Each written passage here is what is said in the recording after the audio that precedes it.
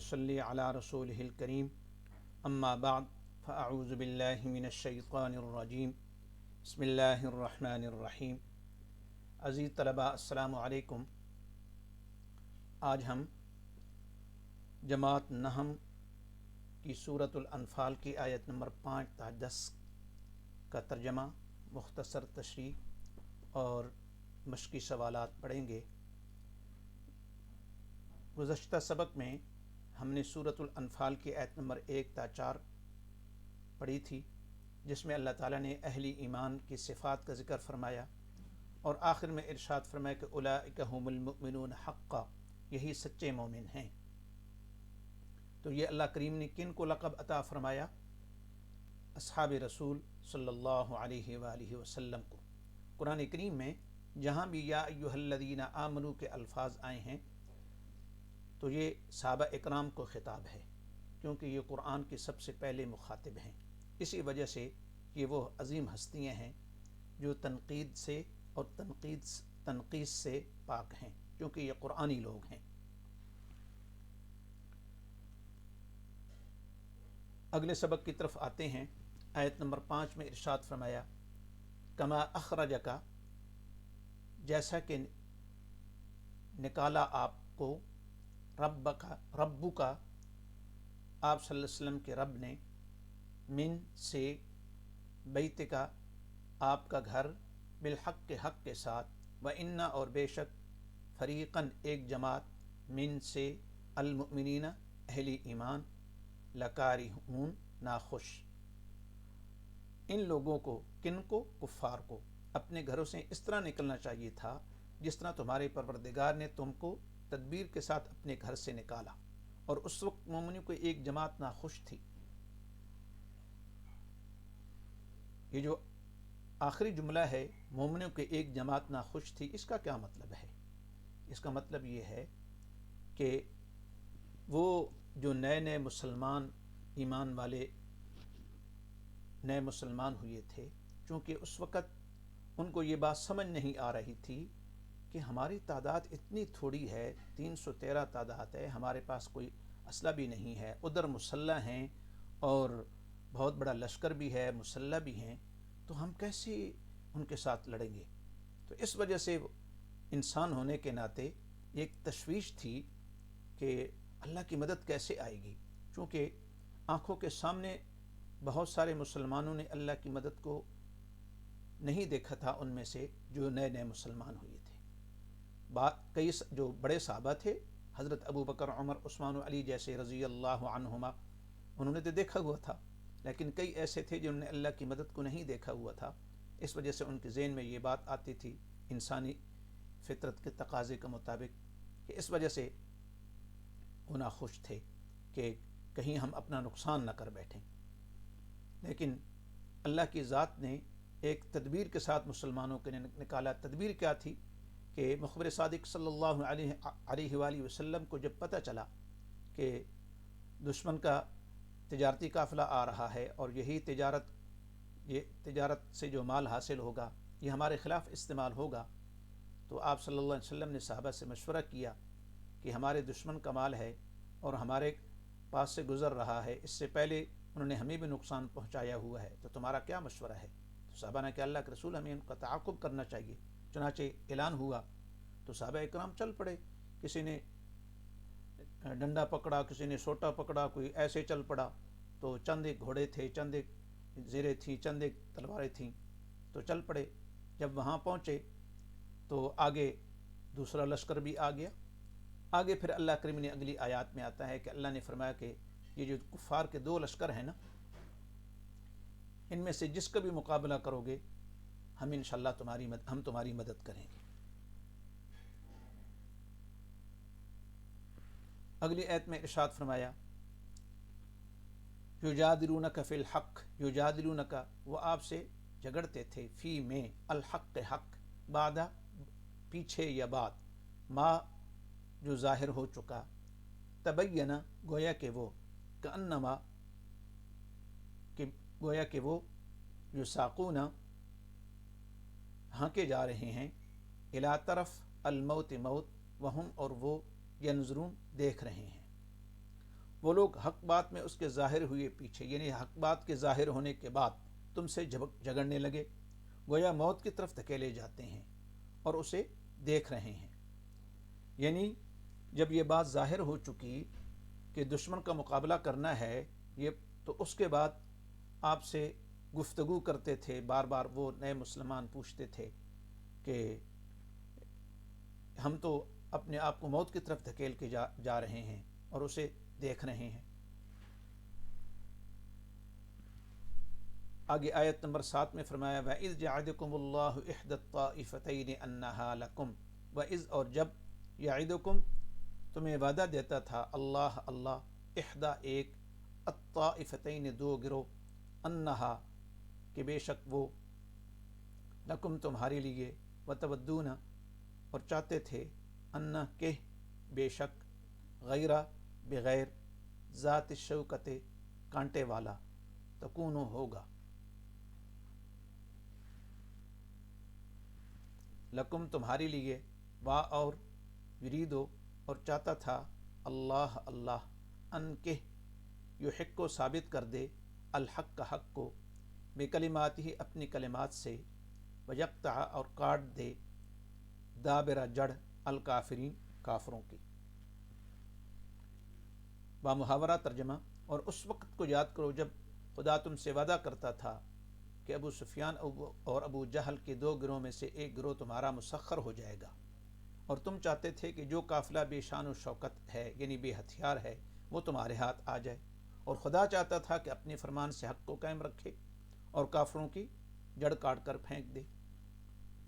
اب اس آیہ مبارکہ میں اللہ کی ذات نے اہل ایمان کو تسلی دی، فرمایا کہ اللہ کا تم سے وعدہ ہے کہ یہ جو دو گروہ ہیں کافروں کے، ایک ابو سفیان جو بعد میں رضی اللہ عنہ بھی بنے، ان کا تجارتی قافلہ، اور دوسرا ابو جہل، اس کا لشکر جرار، ان دو گروہ میں سے ایک گروہ تمہارا مسخر ہو جائے گا۔ مسخر کا مطلب تمہارے تابع ہو جائے گا، جیسے تم چاہو گے ویسے اللہ کریم تمہیں اس پر فتح عطا فرمائے گا۔ مسخر تسخیر سے ہے، مسخر کا ایک معنی خدمت میں بھی ہے، لگنا بھی ہے، جیسے اللہ کریم نے اہل ایمان کے لیے ارشاد فرمایا کہ اللہ کریم نے تمہارے لیے دن رات کو تمہاری مسخر کر دیا ہے، چاند کو، زمین و آسمان کو تمہارے لیے مسخر کر دیا، کیا مطلب تمہاری خدمت میں لگا دیا ہے۔ اور ایک مسخر کا مطلب تابع ہونا بھی ہے، اور یہاں پر تسخیر سے مراد کیا ہے کہ تم ان پر غالب آ جاؤ گے۔ اب اہل ایمان کی دل کی بات، اور تم چاہتے تھے کہ جو قافلہ بے شان و شوکت ہے، یعنی جو بے ہتھیار ہے، تجارتی قافلہ ہے، وہ تمہارے ہاتھ آ جائے۔ اللہ چاہتا تھا کہ اپنے فرمان سے حق کو قائم رکھے اور کافروں کی جڑ کاٹ دے، یعنی اللہ کی مرضی یہ تھی کہ جو مسلح لشکر ہے اس کا مقابلہ کیا جائے۔ چنانچہ جب اللہ کی طرف سے یہ حکم ہوا تو پھر آپ صلی اللہ علیہ وسلم نے، جو آپ صلی اللہ علیہ وسلم کے کبار صحابہ تھے، جو مشیر تھے آپ کے، ابو بکر و عمر، عثمان و علی رضی اللہ عنہما، ان سے جب مشورہ کیا تو انہوں نے فرمایا اللہ کے رسول، جب اللہ کی طرف سے وعدہ ہے کہ ہم تمہیں فتح نصیب فرمائیں گے تو ہم مسلح لشکر کا مقابلہ کرتے ہیں، تجارتی قافلے کا نہیں۔ کیوں؟ اس لیے کہ ہمارا روب جو ہے وہ مسلح لشکر کے ساتھ مقابلہ کرنے میں ہوگا۔ چنانچہ پھر اس پر انہوں نے مقابلہ کیا، اور پھر ایسے ہی ہوا کہ اللہ کریم نے جیسے یہاں پر فرمایا کہ وَيَقْطَعْ دَابِرَ الْكَافِرِينَ، کافروں کی جڑ کاٹ دے، تو اللہ نے کافروں کی جڑ کاٹی۔ 70 بڑے بڑے جو کفار کے سردار تھے وہ مارے گئے، اور 70 جو تھے وہ قیدی بن گئے۔ کوئی بھی جماعت ہو، جب اس کی قیادت ختم ہو جائے تو وہ جماعت ختم ہو جایا کرتی ہے، تو اس طرح اللہ کریم نے ان کی قیادت کو ختم کیا اور کافروں کی جو جڑ تھی وہ کاٹی۔ یہ کیا اللہ تعالیٰ نے یہ کیوں کیا؟ لِيُحِقَّ الْحَقَّ وَيُبْطِلَ الْبَاطِلَ وَلَوْ كَرِهَ الْمُجْرِمُونَ، لِيُحِقَّ تاکہ حق ثابت ہو جائے، الحق کا حق، ویبتل اور باطل ثابت کر دے، الباطل باطل، ولو خواہ اگرچہ، کرہا ناپسند کریں، المجرمون مجرم کافر، تاکہ اللہ سچ کو سچ اور جھوٹ کو جھوٹ کر دے، گو مشرک ناخوش ہی ہوں۔ یعنی اللہ کریم نے یہ اس لیے کیا، اتنی تھوڑی سی جماعت جو تھی اس جماعت کو اللہ نے فتح نصیب فرمائی تاکہ کفار کو پتہ چل جائے کہ سچ حضرت محمد صلی اللہ علیہ وآلہ وسلم کے ساتھ ہے، اور سچ کو سچ کر دے اور جھوٹ سے مراد ہے کفر، اور سچ سے مراد ہے دین اسلام۔ اذ تستغیثون ربکم فاستجاب لکم، اذ جب تستغیثون تم فریاد کرتے تھے ربکم اپنے رب سے، فاستجاب تو اس نے قبول کر لی، لکم تمہاری، انی کہ بے شک میں، ممدکم مدد کروں گا تمہاری، بِأَلْفٍ 1000 من سے، الملائکت فرشتے، مردفین ایک دوسرے کے پیچھے آنے والے۔ جب تم اپنے پروردگار سے فریاد کرتے تھے تو اس نے تمہاری دعا قبول کر لی اور فرمایا کہ تسلی رکھو، ہم 1000 فرشتوں سے جو ایک دوسرے کے پیچھے آتے جائیں گے تمہاری مدد کریں گے۔ غزوہ بدر کے موقع پر اللہ کے نبی صلی اللہ علیہ وآلہ وسلم نے اللہ سے دعا کی، اے باری تعالیٰ، یہ میرے 13 سالوں کی محنت، چھوٹی سی مختصر سے جماعت تیرے سامنے لے کر آ رہا ہوں، اے میرے مالک اس کی مدد فرمانا۔ اگر اس کی مدد نہ ہوئی اور یہ کفار کے ہاتھوں ان کی شکست ہو گئی تو پھر دنیا میں تیرا خالص نام لینے والا نہیں ہوگا۔ کفار بھی اللہ کو تو مانتے تھے، ابو جہل نے 60 حج کیے ہوئے تھے، اللہ کو مانتے تھے، لیکن خالص نہیں، ملاوٹ کرتے تھے۔ تو جو اصحاب رسول تھے اور اللہ کے نبی تھے وہ خالص اللہ کو پکارتے تھے۔ تو مشکل وقت اللہ کے نبی نے کس کو پکارا؟ اللہ کو۔ تو ہمیں کیا تعلیم مل رہی ہے کہ جب زندگی میں مشکلات آئیں تو اللہ کی طرف متوجہ ہو جاؤ، پھر اللہ کی مدد نصرت بھی انسان کے ساتھ شامل حال ہو جاتی ہے۔ تو پھر اللہ نے اپنے نبی سے فرمایا کہ آپ تسلی رکھیں، ہم 1000 فرشتے تمہاری مدد کے لیے بھیج رہے ہیں، اور اگلی آیات میں آتا ہے کہ اہل ایمان کو تسلی دو کہ ہم تمہارے ساتھ ہیں۔ اس سبق کی آخری آیت میں فرمایا وما جعلہ اللہ، وما جعل اور نہیں بنایا اسے، اللہ نے، الا مگر، بشرا خوشخبری، اور لتطمئن تاکہ مطمئن ہوں، بھی اس سے، قلوبکم تمہارے دل، وما اور نہیں، النصر مدد، الا مگر، من سے، عند اللہ اللہ کے پاس، اللہ کے ہاں، ان بے شک، اللہ عزیز غالب، حکیم حکمت والا۔ اس مدد کو خدا نے محض بشارت بنایا تھا تاکہ تمہارے دل اطمینان حاصل کریں۔ مدد تو اللہ ہی کی طرف سے ہے، بے شک خدا غالب حکمت والا ہے۔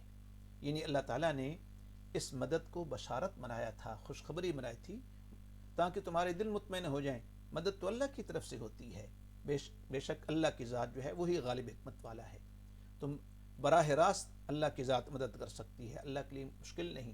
اللہ نے فرشتے اس لیے بھیجے تاکہ ایمان والوں کے دل مطمئن ہوں۔ چنانچہ اللہ نے براہ راست بھی، جیسے حضرت ابراہیم خلیل اللہ علیہ السلام جب آگ میں ڈالے جا رہے تھے تو فرشتے بھی ان کی مدد کے لیے آئے، لیکن کسی سے انہوں نے مدد حاصل نہیں کی۔ انہوں نے کہا جس رب کے لیے میں جا رہا ہوں، جس کی خاطر میں آگ میں جلایا جا رہا ہوں، وہی میری مدد کرے گا۔ چنانچہ رب تعالیٰ نے پھر براہ راست آگ کو خطاب کیا، قلنا یا نار کونی بردم و سلاما، کہ اے آگ ٹھنڈی ہو جا اور سلامتی والی ہو جا، یعنی بہت زیادہ ٹھنڈی بھی نہ ہو، سلامتی والی۔ مطلب کیا ہے کہ زیادہ ٹھنڈ بھی انسان کو تکلیف دیتی ہے، نہ گرم ہو نہ ٹھنڈی ہو، بلکہ معتدل ہو جا۔ تو اس طرح اللہ کی ذات براہ راست بھی مدد کر سکتے ہیں، صرف مسلمانوں کو اطمینان قلب کے لیے اللہ نے یہ فرمایا۔ الانفال، مال غنیمت، اصلحوا ذات بینکم، اپنے آپس کے تعلقات کو درست کرو، وجلت، ڈرتے ہیں یا ڈر جاتے ہیں،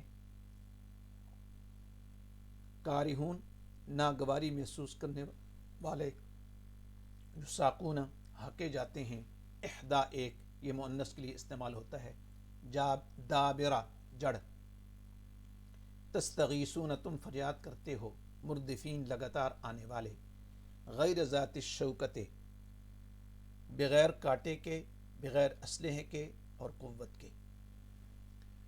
مشقی سوالات میں سے سوال نمبر 2، سورۃ الانفال میں 2 گروہ سے کیا مراد ہے؟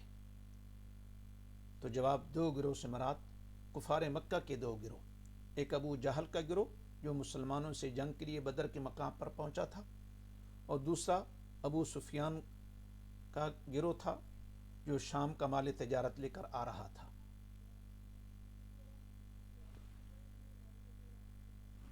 مشقی سوالات میں سے سوال نمبر 3، درج ذیل عبارت کا مفہوم بیان کیجیے۔ فاتقوا اللہ واصلحوا ذات بینکم، اور بے اطیعوا اللہ ورسولہ ان کنتم مؤمنین، اذا تلیت علیہم آیاتہ زادتہم ایمانا۔ الف، فاتقوا اللہ واصلحوا ذات بینکم، ترجمہ، تم اللہ سے ڈرو اور آپس میں صلح رکھو۔ اس کا مفہوم کیا ہے کہ اہل ایمان کو تاکید کی گئی ہے کہ وہ اللہ سے ڈریں اور اپنے لوگوں کو پاک صاف رکھنا چاہیے، اور اس کے ساتھ ساتھ آپس میں اختلاف نہیں کرنا چاہیے، بلکہ مکمل اتفاق و اتحاد کا مظاہرہ کر کے اپنے معاملات درست رکھیں۔ آگے فرمایا اطیعوا اللہ ورسولہ ان کنتم مؤمنین، اور اگر ایمان رکھتے ہو تو خدا اور اس کے رسول کے حکم پر چلو۔ اس کا مفہوم اس آیت میں تنبیہ کی گئی ہے کہ اللہ اور اس کے رسول صلی اللہ علیہ وسلم کی اطاعت لازمی شرط ہے، اور ان کے احکام کی بیچوں چرا بجا آوری کرنی چاہیے۔ یہی سچے ایمان کی علامت ہے کہ جو اللہ اللہ کا رسول کہیں، ایمان والوں کو چاہیے کہ فوراً اس کا اتباع کریں۔ وَإِذَا تُلِيَتْ عَلَيْهِمْ آيَاتُهُ زَادَتْهُمْ ایمانا، جب انہیں اس کی آیتیں پڑھ کر سنائی جاتی ہیں۔ سچے مومن کی علامت یہ ہے کہ جب قرآن کی آیات ان کے سامنے تلاوت کی جائیں تو ان کا ایمان بڑھ جاتا ہے اور ان کا دل نرم ہو جاتا ہے، اور یہ چیزیں ایمان میں اضافے کا بڑا سبب بنتی ہیں، اور انہی لوگوں کے لیے اللہ نے بلند درجے بخشش اور عزت کی روزی کا وعدہ کیا ہے۔